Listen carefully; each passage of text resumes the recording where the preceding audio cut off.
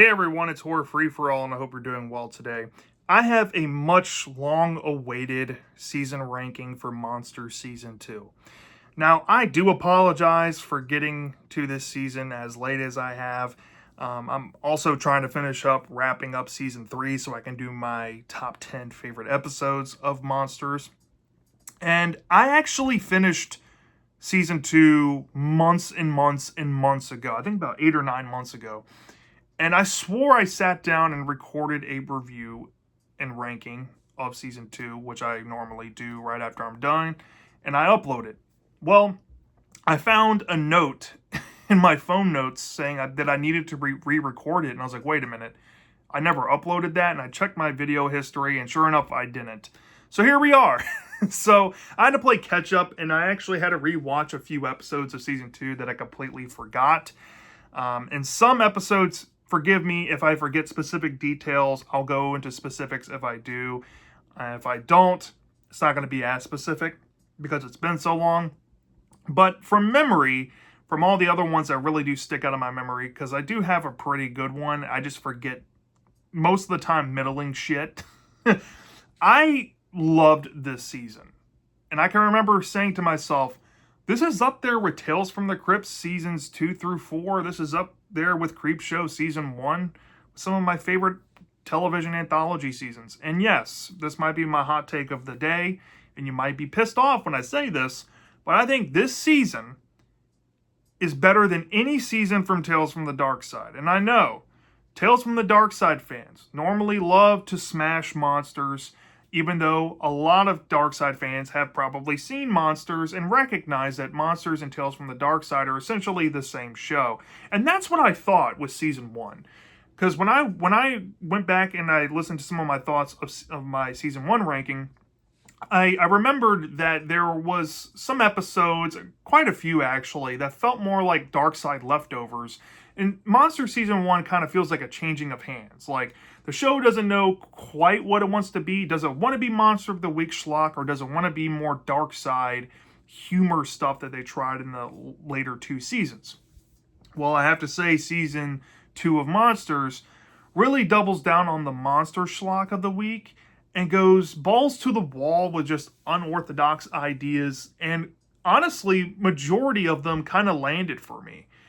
Some of them are pretty middling and completely forgettable. As a matter of fact, on my little note card, I had to jot down what this is actually about, or just like two words to kind of remind me what it's about.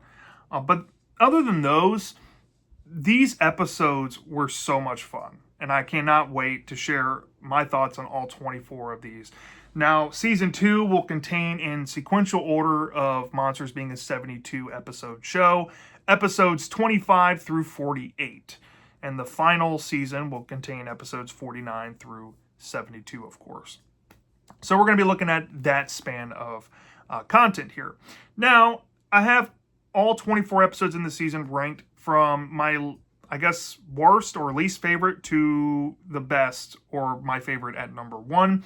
And my categories of criteria, like always, if you've seen my ranking videos, you already know this, but I'll reinstate it here, is awful, bad, meh, okay, decent, good, very good, great, and perfect.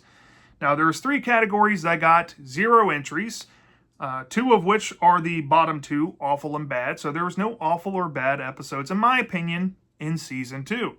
And there's also no perfect. So we have at least 1 entry from meh all the way through great, which means tremendous consistency is to be found here. And I have to say, like I said, I had a lot of fun with these. Some of these might fluctuate depending on the person. Some of these I can totally understand if you absolutely hate them.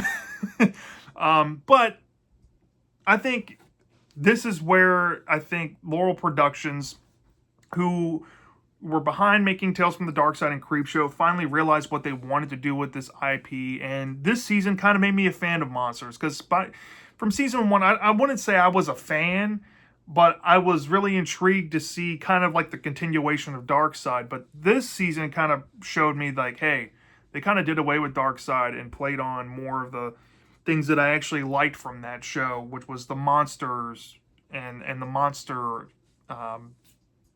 affiliated ones.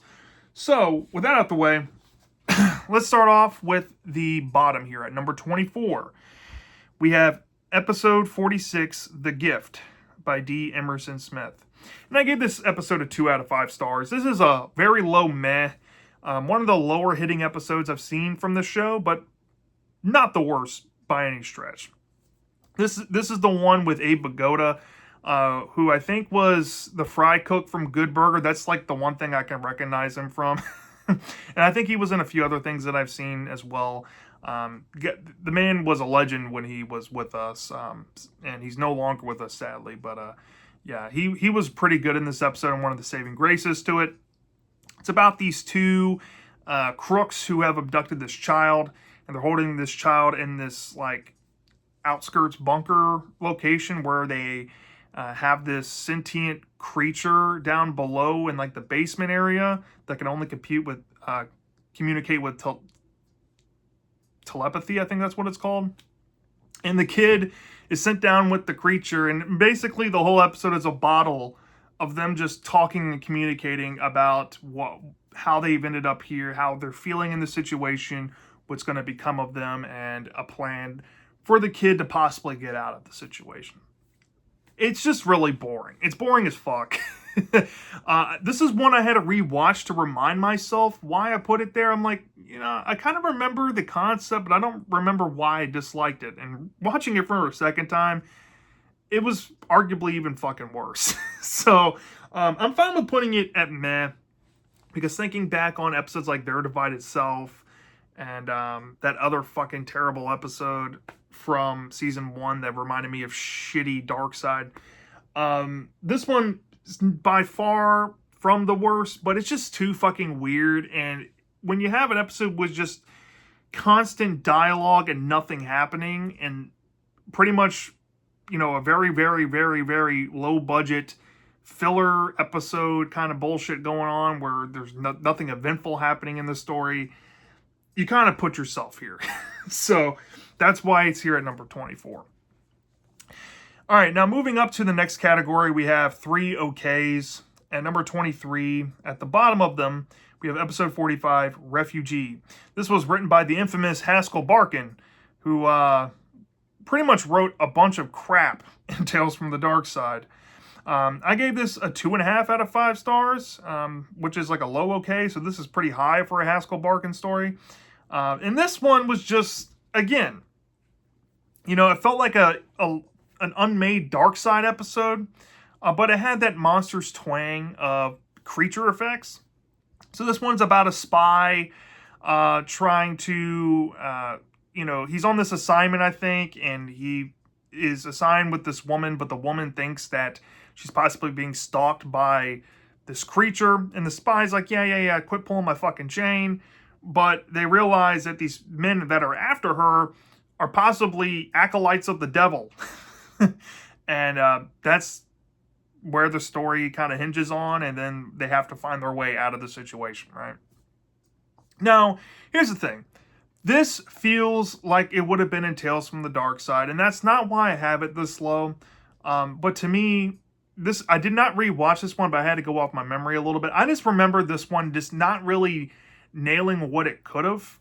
And it just felt very draggish. Like the concept didn't need to be a 22-minute segment. Possibly could have been like a little short film, 8-9 minutes.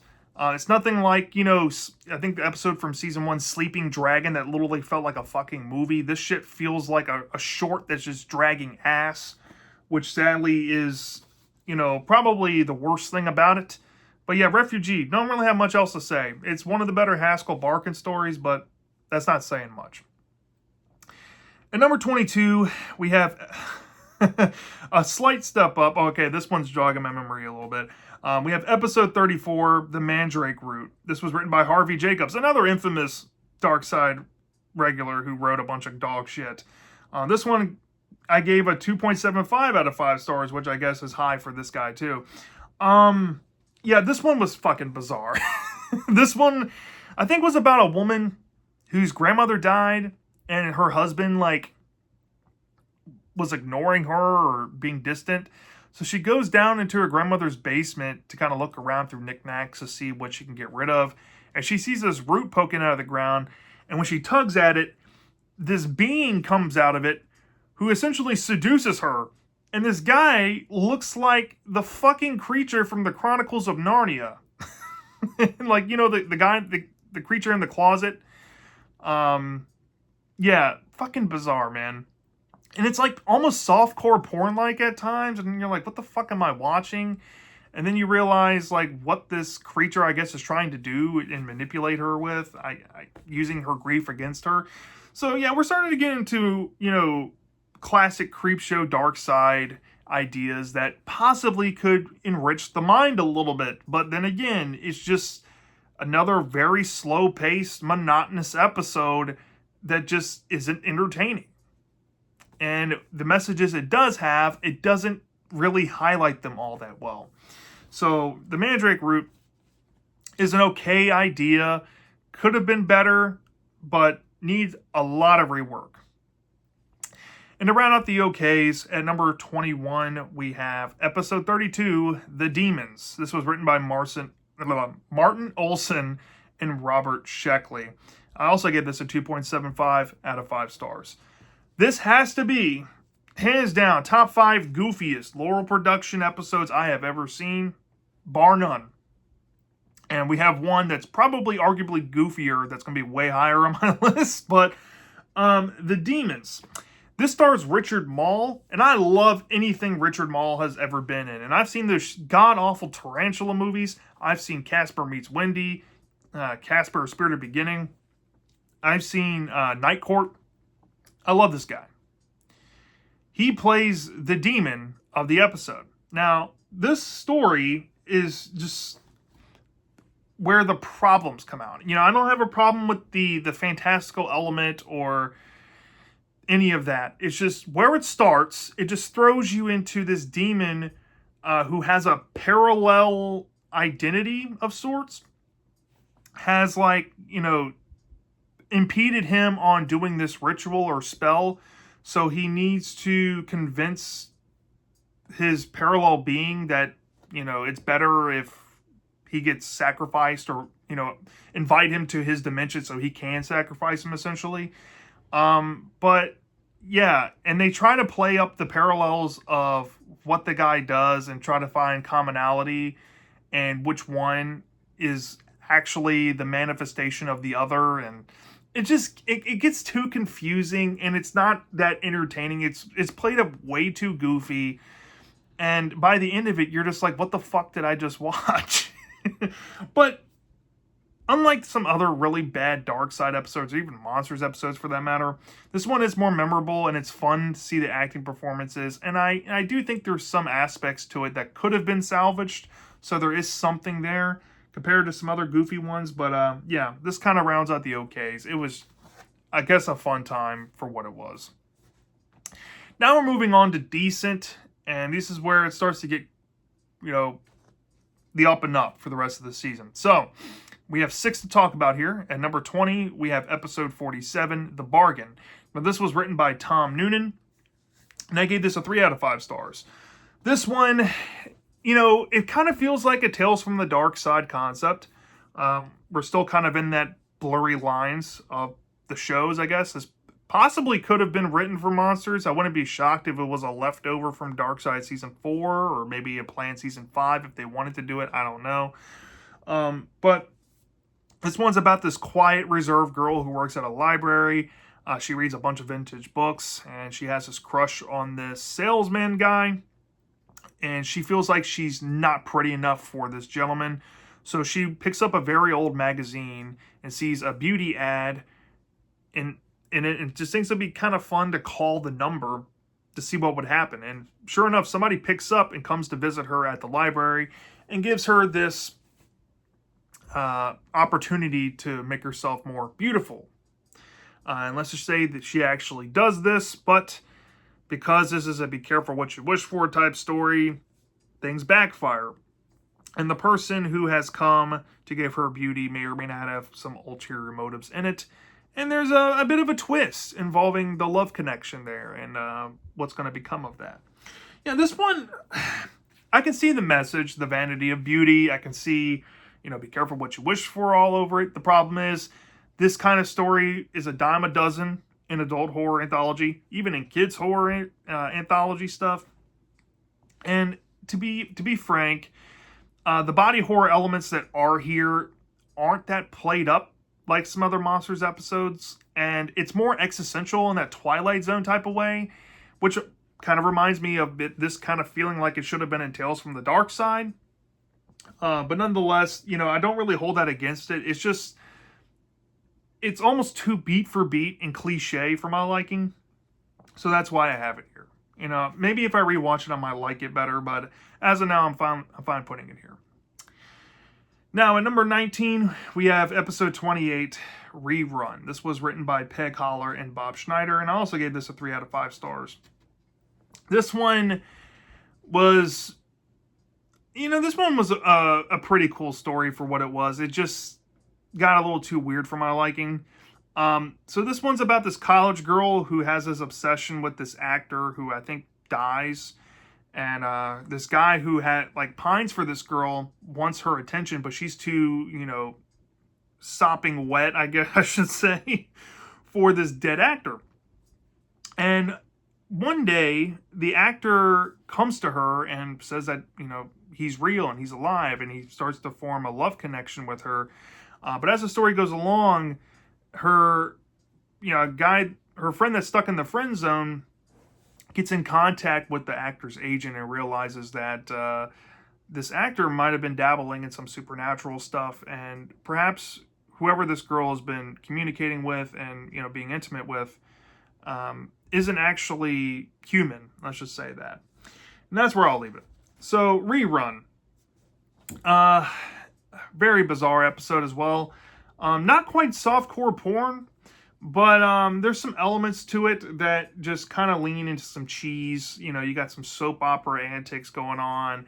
I remember there's a twist to this where the monster is like a lamprey. That might be a spoiler, but I'm like, what the fuck does a lamprey have to do with anything?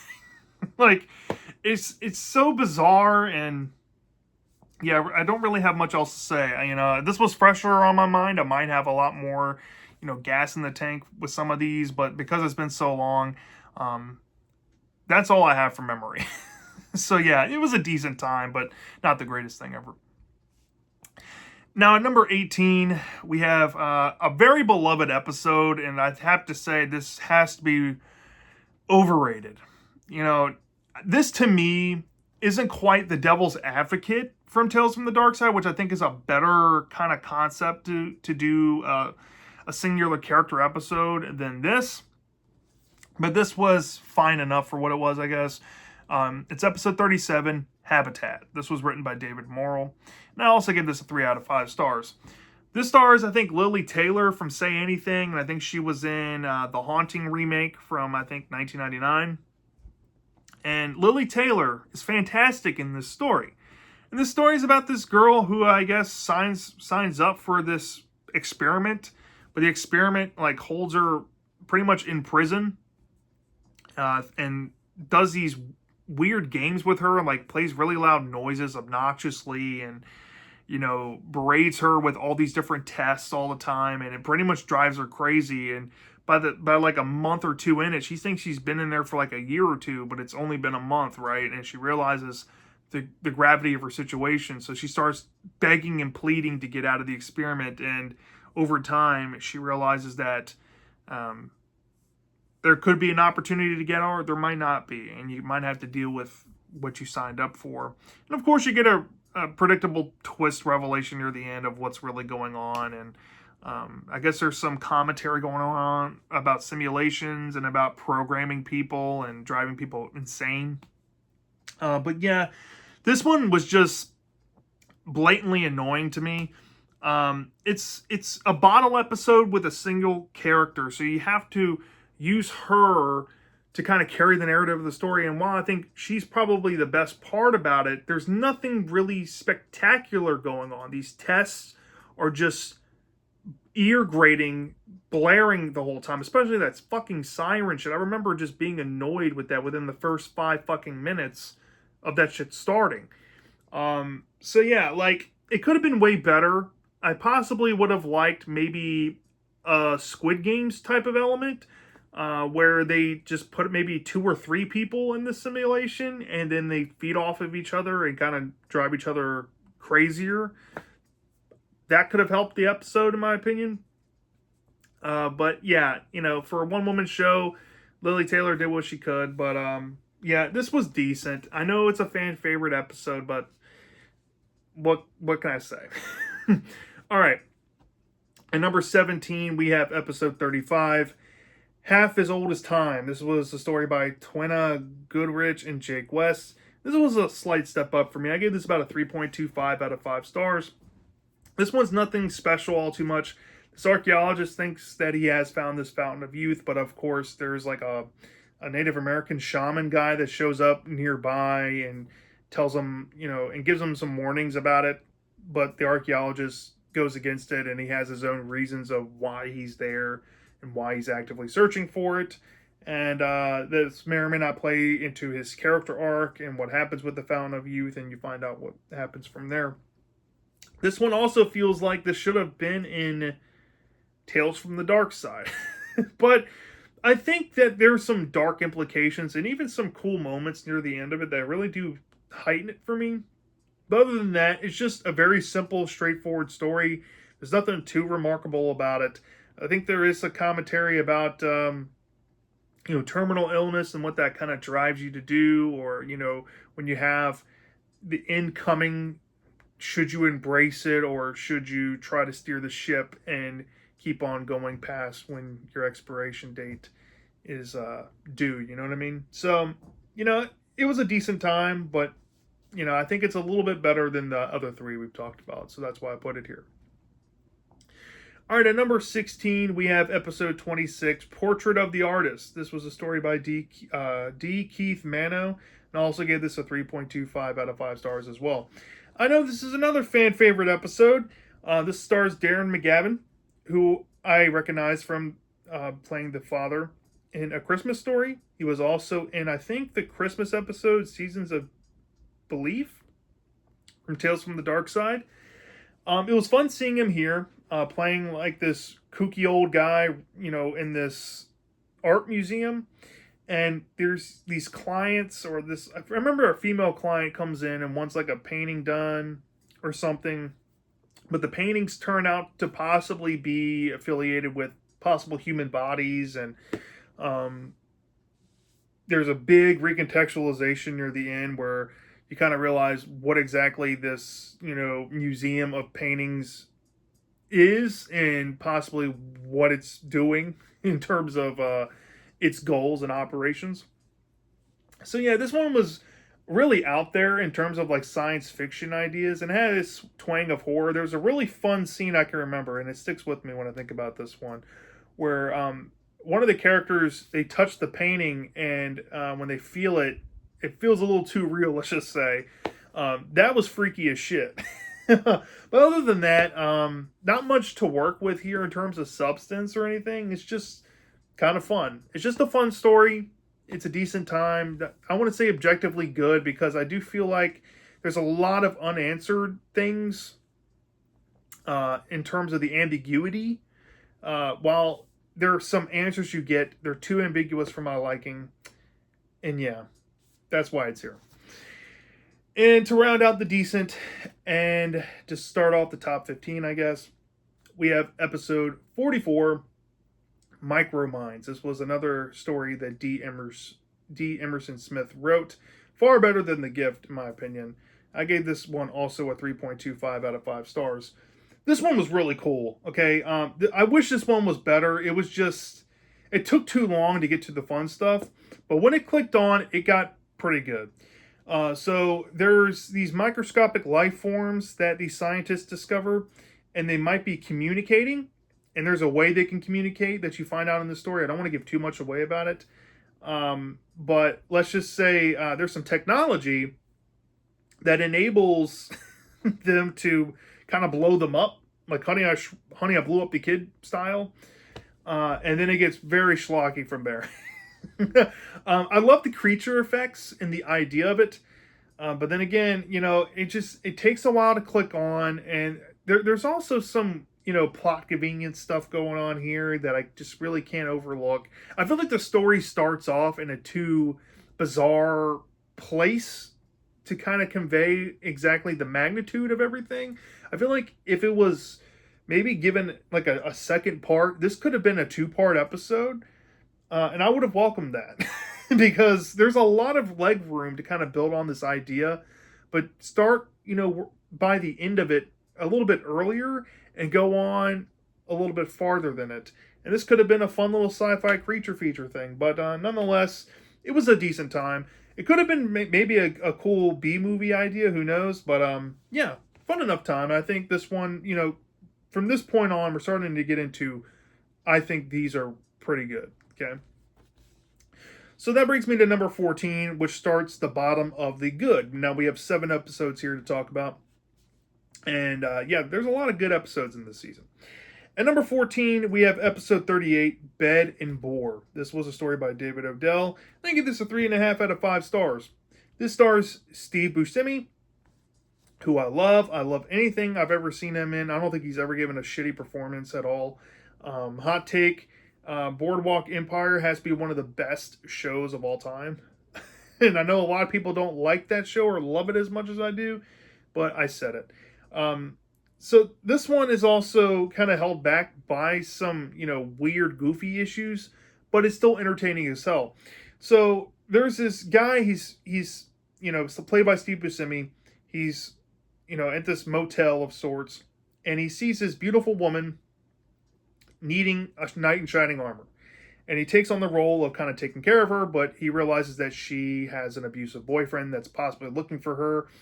And she describes him as this animal, pig-like thing. And he's like, you know what? I can handle him. He's just a human. She's like, no, you don't understand, blah, blah, blah, blah, blah. Well, as the story goes along, eventually the man uncovers the boyfriend and realizes a possible grisly truth about the woman and some habitual things going on there. I'll just say that. But yeah, Bed and Boar is a good time. I mean, there's no real substance here to peel back, so I can't really say that it's great or anything. Or it doesn't really stand out in being horrific enough. It's just goofy, dumb fun. And that's all you can really ask for. It's unapologetically, schlocky and B-movie like, so can't be too mad at it. But yeah, fun enough time. Now, number 13, I wanted to love this one way more. Way more. And this was one I had to rewatch. And I was like, okay, I actually bumped it up a bit higher. I had it in the decent before, and I bumped it up to good. But this one was episode 31, Jar. This was written by Stephen Davis. I also gave this a 3.5 out of 5 stars. So this one had like a noir element to it. It's about this woman who pretty much fell out of love with her husband, and they're staying at this like bed and breakfast type place. And there's this other man there who I guess is like a traveler or maybe like a reporter or something. And the woman's husband has these jars where he sells creatures inside of the jars, and these creatures have these abilities to do some harm onto humans, and essentially you can like purchase them to take care of your business and all these people that wrong you, and you can have like a immunity to persecution essentially, because who's going to believe that shit? But the woman decides to stand up for herself and use these monsters against her own husband so she can get with this other man. And as they're stewing on what to do next and where to go moving forward, there's some ambiguity, but it's implied that the two of them now have become kind of like this creature Bonnie and Clyde type of thing. So yeah, this one, I thought there was some good chemistry with the actors. I don't know or remember exactly who's in it, but yeah, this one was pretty fun. The schlock and the effects were also pretty good for this show's standards as well. It felt a little too by the book for me. I put this in the good because, with these type of stories, you actually, if you're going to be predictable, you have to really sell the horror of it. And This one tried so hard to be scary at times, but it just failed at it. And I feel like it spent some focus in the wrong areas. It could have spent a little more focus on the more intriguing ideas of this woman's infidelity and this other man. Possibly could have played a bigger role in the story, could have had that classic Tales from the Crypt comeuppance angle. This actually feels like this would be in Tales from the Crypt as opposed to this show. But yeah, nonetheless, I had fun with this episode. And yeah, that's why it's here. All right, my number 12. This is another popular episode.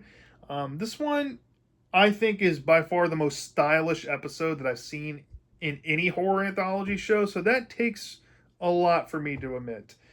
This is episode 40, Perchance to Dream. This was written by Michael Reeves, and also gave this a 3.5 out of 5 stars. Michael Reeves makes some solid stories. This one, I think, is not as good as... I think he wrote Fool's Gold and Sleeping Dragon from season 1, which I think is way better than this in terms of writing and character stuff. But Perchance to Dream is very intriguing and just a fun watch altogether. It's about this college kid who I think is forgetting something from memory here, because I'm forgetting.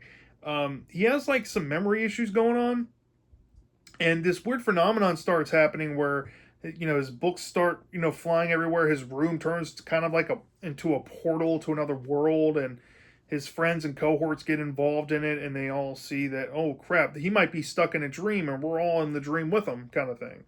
And then, of course, you find out the answers by the end. Not really, though, of what's the actual phenomenon going on, or perhaps the cause of it, and a possible way out of what they need to do. Yeah, so this one is a very ambitious and stylistic episode. The way it's shot is brilliant. I don't know who the director is on this, but they did a pretty fucking stellar job on that. But I just remember the story just not being all there. It's a very style over substance episode if I've ever seen it. But I don't hold it against it. I just wish there was a lot more to chew on there. And a little bit more of stuff for me that I like personally in it. But nonetheless, Perchance to Dream was a pretty good episode. Now, at number 11, we have the final episode of season 2. We have episode 48, Family Man. This was written by Alan Coulter and Gordon Rayfield, and I gave this a 3.75 out of 5 stars. Now, this is essentially a rip on They Live. A kid who does not like his mom's boyfriend gets these glasses, and when he wears the glasses, he sees that his mom's boyfriend is a monster. And he tries his best to convince his mom again and again that she needs to leave this guy, and she seems to be doubling down that she's going to get engaged to him, and the kid's like, oh shit, well, we're fucked, you know, the monster's going to, you know, hurt us all. So he takes it upon himself to get a gun and possibly try to handle the situation. This is like, this is definitely, you know, leaning to that proto-Platinum Age kids horror vein almost.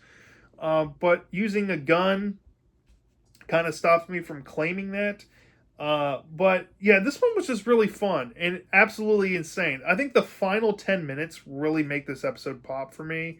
Without that, and without how far it really goes, I wouldn't really know what to think of this. And honestly, the ending is happy and sad simultaneously, because you feel some raw emotions out of this. I was not expecting to like this one as much as I did. But yeah, I'm glad to put it in my number 11. Not quite top 10 for this season, but yeah, I really enjoyed this one. Now we're in my top 10. And to keep it going, we have episode 41, another popular episode from this show. We have One Wolf's Family. This was written by Paul Dini, and I gave this a 3.75 out of 5 stars as well. This one has Jerry Stiller in it. And this was pretty fun. It was kind of like a sitcom, but actually done up good. This kind of reminded me of the episode from Tales from the Dark Side called Barter. But this one definitely registered a bit better. You have a family of werewolves who have ostracized other were creatures in the suburbs. And there's a were hyena that the daughter has brought home that she wants to marry. And the werewolf guy thinks that the were hyena isn't as good as a werewolf and can't provide like a werewolf can. But in the story, the were hyena possibly has to prove himself as worthy of being in a family of werewolves.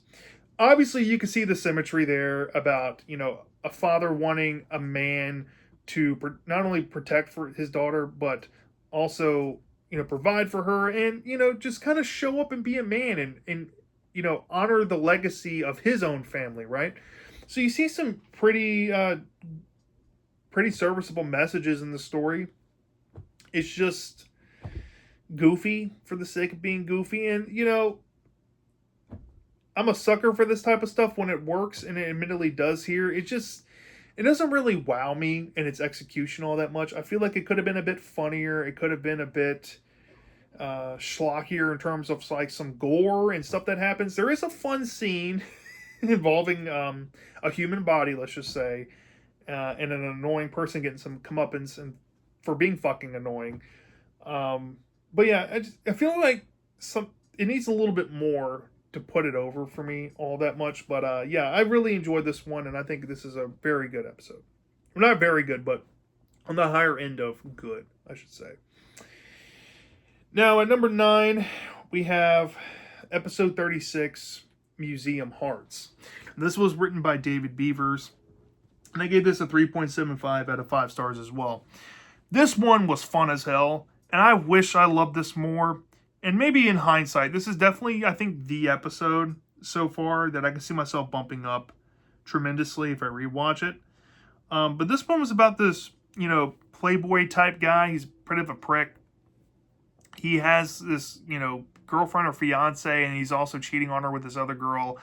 And he gets caught in the act trying to have sex with his side piece by his girlfriend down in the bottom of this museum. And while the women are down there confronting him, they're kind of locked away with this 3,000-year-old like Egyptian mummy who's a woman. And she may or may not get resurrected. And the three of them have to navigate dealing with this thing down there. And the guy learns the harsh reality of what's going to become, because the mummy in her past life was scorned by a man, and she has a plan on her own, let's just say. So yeah, this one I thought was pretty fucking creepy. I had to tip my hat when I can for the show writers of these anthology shows actually making a creepy segment. I don't know, something about the dingy museum basement. There's something about the way the mummy character carries herself and things that she does to these women, and particularly the guy as well, is pretty fucking chilling. I actually really vibed the ending. The only reason why I think I put it here, and like I said, hindsight, I might bump this up considerably higher if I rewatch it. But just going off of memory, I just thought that the episode was kind of lacking that thematic tie into the plot. You can definitely see the themes there, but I feel like the moral learned is kind of half-assed. I don't really like the message of it, of like, anti-man kind of bullshit, that kind of rhetoric. It's so overdone nowadays that I feel like it's kind of like become instantly dated anytime I see it in anything. But yeah, like I said, maybe if I rewatch it, I can appreciate it a bit better. But other than that, this was still a really good episode, and yeah, you should definitely go check this one out. All right, now round out the good, at number 8, we have episode 27, A Bond of Silk. This was written by Michael Kimball, and I also gave this a 3.75 out of 5 stars. This is another fan favorite episode, and I really enjoyed this one. I don't think it's quite as good as people make it out to be, because, to be honest, there's not a lot going on here. It's just trying to be chilling and it being like a small-scale creature feature. A newlywed couple, they get this hotel room for, I guess, their honeymoon. And they go inside and they realize that the room is pretty much a pit with spider webs in it. And the man gets caught in the web, and the wife now has to figure out a way to get her husband out of the web. But unfortunately, something happens to the husband involving possibly a giant spider. and the woman has to navigate dealing with this giant spider to save her own hide, let's just say. So yeah, I really don't know why I put it here, but going off of memory, I think it's, going back to the themes. Often than not, this can really knock it for me. I could see the symmetry of saying that getting married for a man is pretty much you're going to be eaten alive by your wife, or you get your humanity or your manhood eaten, let's just say. But I don't really see how that correlates to what happens in the story. Like, you can clearly tell, like, the spider web, like, he's become attached. And I honestly thought, at the time of watching it, the angle was going to be that the wife was taming the spider, kind of going that route that Tales from the Dark Side did with that spider episode. And I thought, oh, here we go. But no, it switches from that idea, and then it just becomes a survival story, which is fine. But I really don't feel like it sent all of what it was trying to do home. I like the spider effect. I think it's creepy and chilling. There's some really dark lighting in here. I think the woman who plays the wife is good to look at as well. That does help, and she gave a pretty exhilarating performance when she's dealing with the spider. But there's not a lot to it. You know what I mean? It's just like, if you turn your brain off and you just watch it, it's better that way.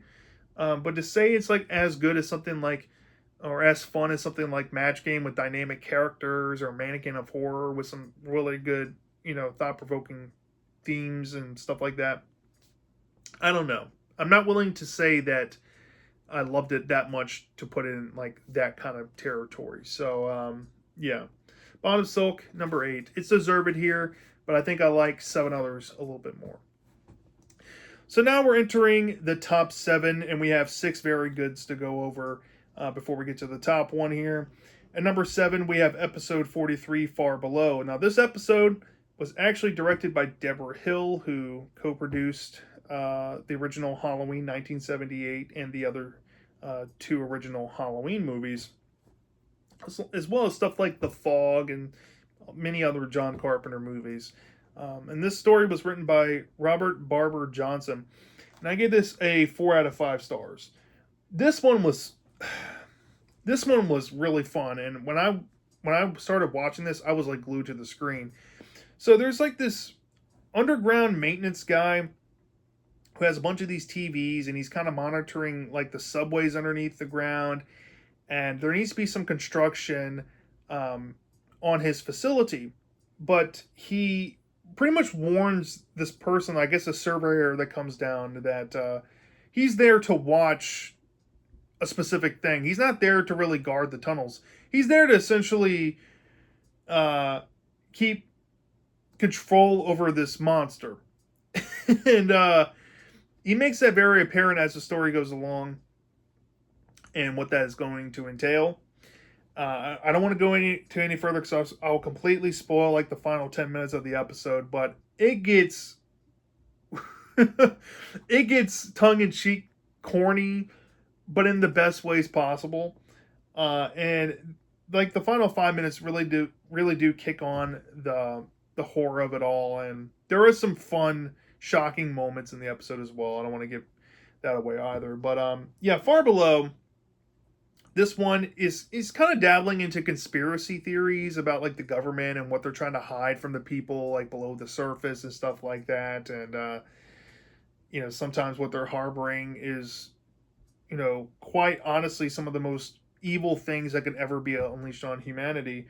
But I think that's kind of what it's trying to say. And these government workers that are possibly underpaid or tasked with handling these things, and you kind of see how sometimes feeling underappreciated can make you a little more careless, or maybe start to side with the things that they don't want you to side with. So yeah, I like this episode. I like it a lot. I think it has some good things to say, and it was very fun. All right, at number 6, we have the first episode of season 2 here. We have episode 25, The Face. This was written by Neil Stevens, and I gave this a 4 out of 5 stars as well. This one was very schlocky, but there was a good moral message with it. There's these thieves who go to rob this woman, but one of the thieves gets his hand bitten by the woman itself herself, and she may or may not bite the dust. Well, as he's stewing over his hand injury in his piece of shit slums where he lives, a hand starts his hand starts growing a face in it. Let's just say, and from there, I won't go any further, but it drives him insane with the guilt and what he's done. And it's essentially a play of getting caught red-handed, but it's also kind of a play on justice and the justice system, right? This woman, she died, but she knew that it was going to be hard for her to make her mark and leave evidence for people to find. So she quite literally gave all the evidence she could to incriminate this guy. And I think that's a very cool way to set up the story. And I do like the messages involving the hand and the face in it. And I like how it kind of explores, you know, becoming changed after doing something horrific to somebody, or kind of exploring the consciousness of an evil doer or perpetrator. It was kind of fun living vicariously through the character. The only weaknesses I think it does have is that it does kind of drag on. The first 10 minutes are really fun, but after that it does kind of drag until you get to the end portion. But other than that, very solid episode in my opinion. All right, now in the top 5, at number 5, we have episode 33, Reaper, another fan favorite episode from the show. This one was written by Robert Bloch, and I gave this a 4.25 out of 5 stars. Now we're getting into the real fun stuff. Reaper is a very well done story. I just wish there was a little bit more emphasis on the budget, on the creature effects, and particularly more emphasis on better misdirects than the episode kind of provided. But nonetheless, this was a very, very solid story. It's about an old guy who lives in a elderly home, and he knows his days are numbered, right? And he doesn't want to go yet. He's not ready to die. He's kind of afraid to die, actually. So he's greeted by possibly death to extend his life. But there's a cost of that, and the cost is that he has to kind of help death take others to replace himself so he can live longer. And to me, that kind of feels like Final Destination done a little bit, or maybe a soft idea, kind of hinting at the gist of what a Final Destination's about, which I thought was really cool. But you go through the whole predictable angle where it's clearly setting up what's going to happen to this guy.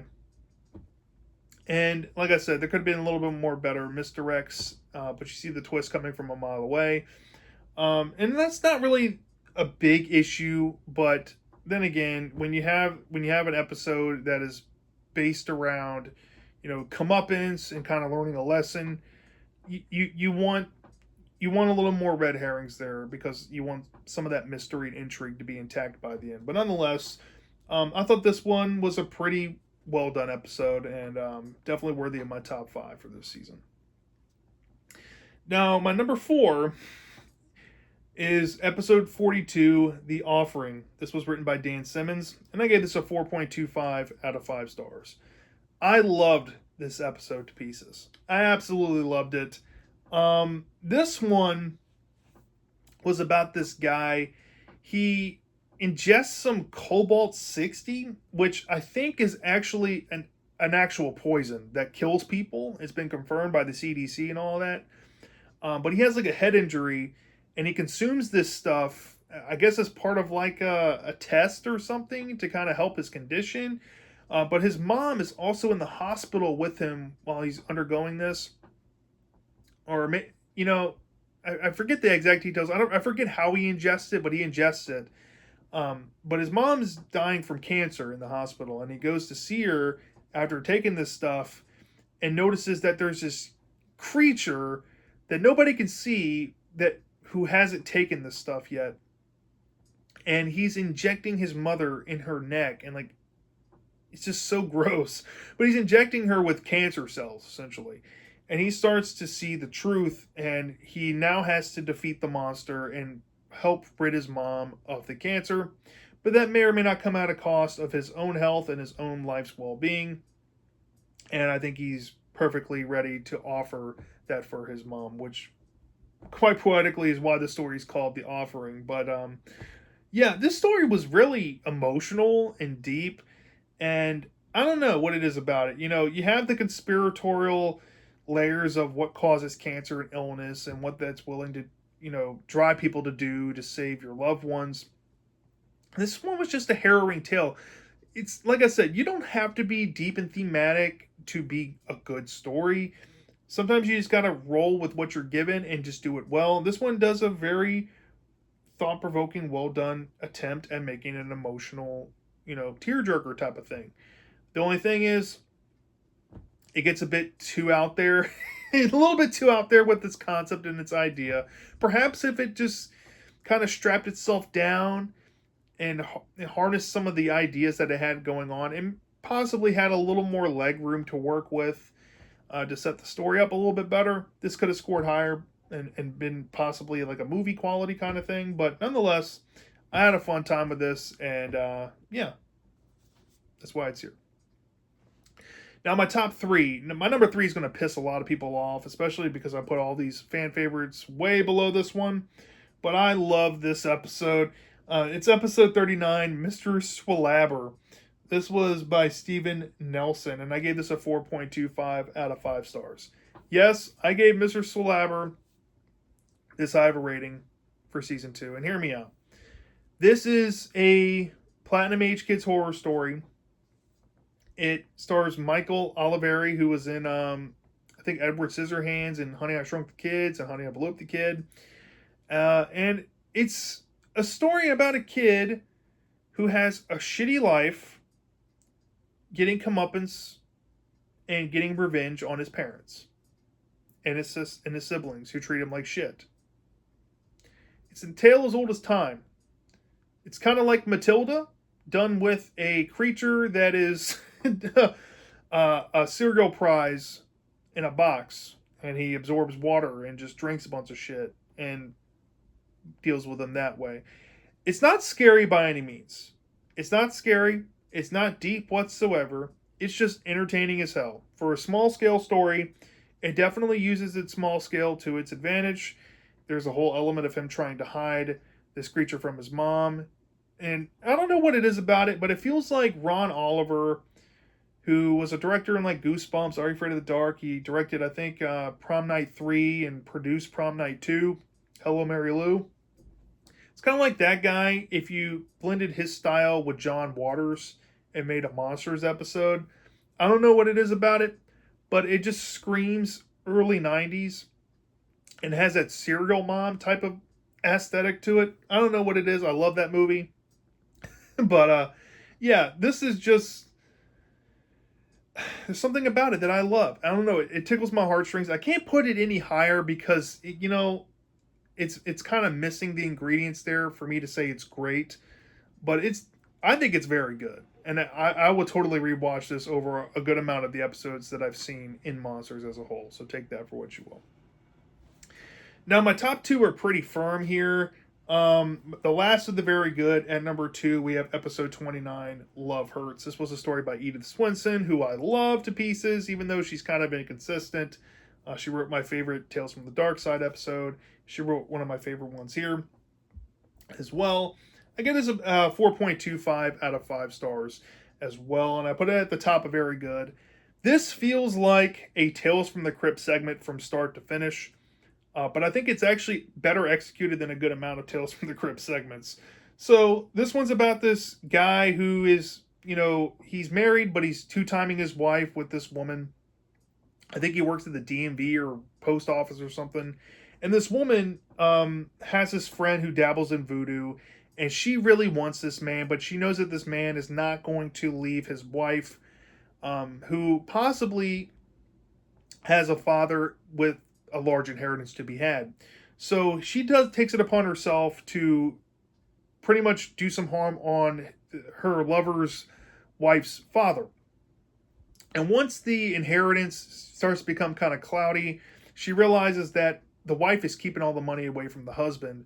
So she has to now deal with the wife with voodoo.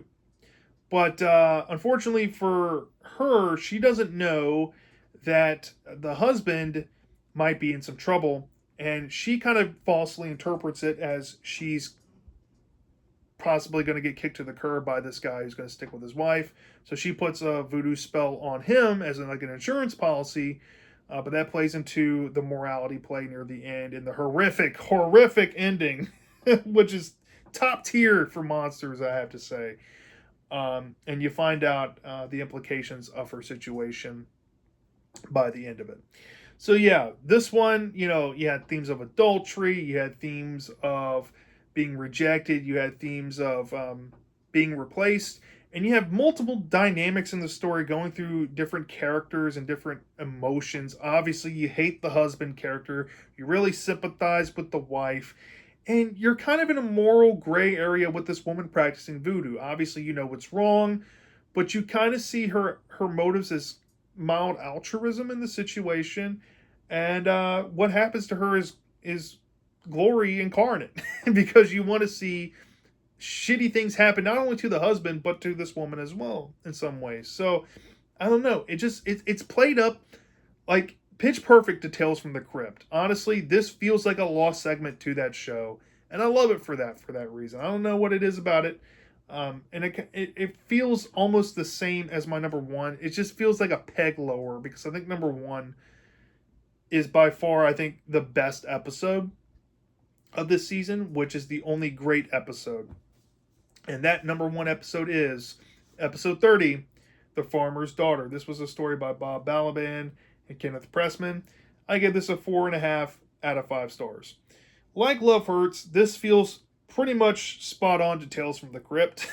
It's about this farmer who, he's a traveling salesman, not farmer, but a traveling salesman goes to a farmer's house, and he and his wife have this daughter that lives upstairs, but they don't really allow her to go out in public because she has this rare disorder. But because he needs a place to stay, they're willing to let the gentleman sleep in the house for the night. If you've ever heard of the story Death of Some Salesman from Tales from the Crypt, you probably can guess where the story is going. But unlike that story, which is just really gross and kind of gross out, this one goes the whole body horror and kind of mindfuck direction, where the salesman, of course, interacts with the farmer's daughter, sees how beautiful she is, but there's a stipulation, and he goes against the stipulation, and it becomes truly haunting and chilling. And what happens to this man and even the daughter is fucking horrific. And you get some more background and the recontextualization of the parents near the end that kind of sends it home. But yeah, what stops this story from being perfect to me is having those themes. Because to me, for me to give 5 out of 5s, you need to have some core thematic message that it honestly sticks with.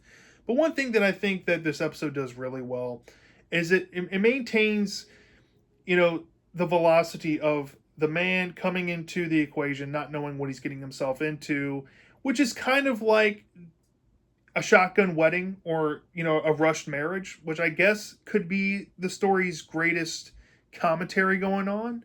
But it doesn't really stick with that. It doesn't drive that home as a message, even though, you do get some aspects to the story that can imply that could be the case more so than often. But yeah, nonetheless, this is my number one story.